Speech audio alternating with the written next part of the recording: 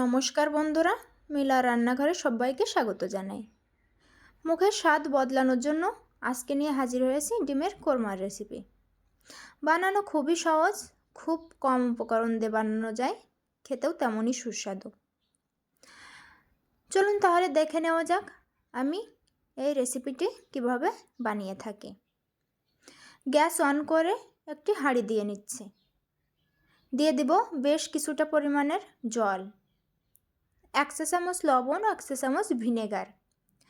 লবণ ও ভিনেগার দিয়ে ডিমটা সিদ্ধ করে নিলে খোসা ছাড়াতে খুবই সুবিধা হয়। জলটা গরম হয়ে আসলে দিয়ে দিব ডিমগুলো।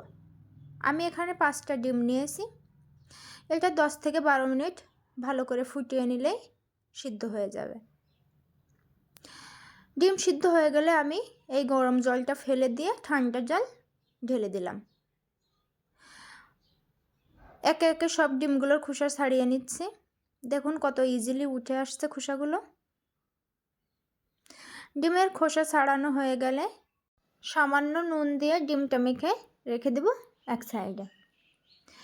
মশলার জন্য নিয়েছি এখানে মিডিয়াম সাইজের 2টো পেঁয়াজ, 4টি কাঁচা লঙ্কা, 6 থেকে 7টি কাজু বাদাম।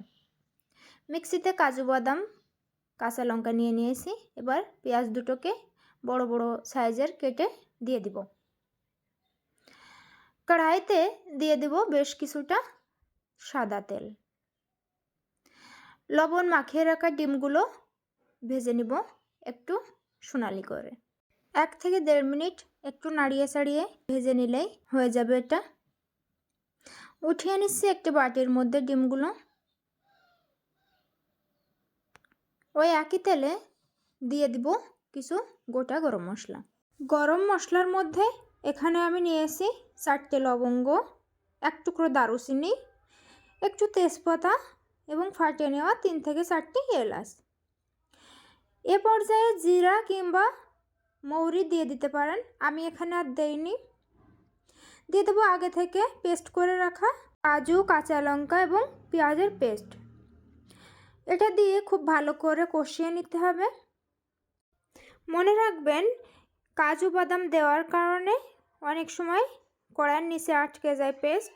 তার জন্য গ্যাসের ফ্লেমটা অতি অবশ্যই মিডিয়াম ফ্লেমে রাখতে হবে আর অনবরত নাড়তে হবে। এটা খুবই ভালো করে নাড়িয়ে চাড়িয়ে কষিয়ে নিতে হবে যতক্ষণে না মশলার থেকে কাঁচা গন্ধটা চলে যায়। এখানে আরও দিয়ে দিতে হবে 2 টেবিল চামচ আদা রসুনের পেস্ট। আদা রসুনের পেস্ট দিয়ে আরও বেশ কিছুক্ষণ কষিয়ে নিতে হবে। মশলাটা ভাজা হতে থাক। এবার আমি দেখিয়ে দেব মিক্সিতে কিভাবে নারকেল দুধ বের করা যায়। তার জন্য আমি এখানে 1/2 কাপ পরিমাণ কুচি করে রাখা নারকেল নিয়েছি। মিক্সিতে দিয়ে দেব খুবই সামান্য উষ্ণ গরম জল। জলটা এমন হতে হবে যেখানে আপনি একটা আঙুল ডুবিয়ে 1 মিনিটের মতো রাখতে পারবেন। পেস্ট করে নেওয়া হয়ে গেছে, এটা সেঁকে নেওয়ার পালা। তার জন্য একটি বাটি নিয়েছি। বাটির উপর দিয়ে দেব একটি পরিষ্কার সুতির কাপড়। দিয়ে দিব নারকেলের পেস্ট। ওই একই বাটিটি ধুয়ে কিছুটা জল দিয়ে দিলাম। এটা একটু ভালো করে হাত দিয়ে চেপে চেপে পুরো দুধটা বের করে নিতে হবে। সম্পূর্ণ দুধটা খুবই ভালো করে সেঁকে নেওয়া হয়ে গেছে। দেখুন মশলা থেকেও অনেকটা পরিমাণে তেল বেরিয়ে এসছে। এ পর্যায়ে দিয়ে দেব লবণ, একটু ধনে গুঁড়া, সামান্য একটু কাশ্মীরি রেড চিলি পাউডার আর খুবই সামান্য একটু ভাজা জিরে গুঁড়া। গুঁড়া মশলাগুলোকেও মশলার সাথে 2 মিনিটের জন্য খুব ভালো করে কষিয়ে নিতে হবে। এতে করে গ্রেভির কালারটা খুবই ভালো আসবে, গ্রেভিটা দেখতে রিচ লাগবে। 2 মিনিট ভালো করে কষিয়ে নেওয়া হয়ে গেলে এখানে অ্যাড করে দিব নারকেলের দুধ। যেহেতু আমি এখানে 1/2 কাপ নারকেলের দুধ ব্যবহার করছি, তার জন্য কিছুটা ফুল ক্রিম কাউ মিল্কও ব্যবহার করব। আপনারা চাইলে পুরো রেসিপিটা গোটা একটা নারকেলের দুধ অথবা ফুল ক্রিম কাউ মিল্ক দিয়েও তৈরি করে নিতে পারবেন, স্বাদে কোনোই হেরফের হবে না। তবে এভাবে অল্প অল্প করে 2টো দুধ দিলে টেস্টটা খুবই ভালো আসে। গ্রেভিটা 2 মিনিটের মতো নাড়িয়ে চাড়িয়ে ফুটিয়ে নিব। 2 মিনিট পর দেখুন গ্রেভিতে বয়েল চলে আসছে। এ পর্যায়ে দিয়ে দিব ভেজে রাখা ডিমগুলো। ডিম দিয়ে আরও 7-8 মিনিট ভালো করে কুক করে নিতে হবে। এতে করে গ্রেভিটাও কিছুটা কমে আসবে আর কালারটাও খুবই ভালো চলে আসবে।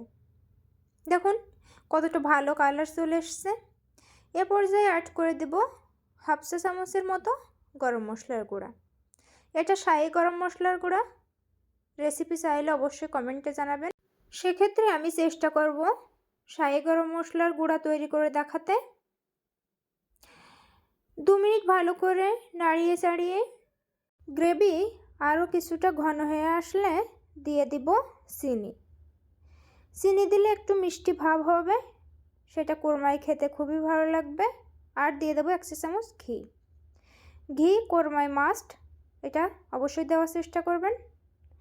হয়ে গেছে, ঢাকা দিয়ে স্ট্যান্ডিং টাইমে রাখবো 10 মিনিট। 10 মিনিট পর ফিরে এসেছি, সার্ভ করে দেখাবো। রেসিপিটি ভালো লাগলে অবশ্যই চ্যানেলটি সাবস্ক্রাইব করবেন, পাশে থাকা বেল আইকনটি প্রেস করে পাশে থাকবেন। ভালো থাকবেন, সুস্থ থাকবেন। ধন্যবাদ।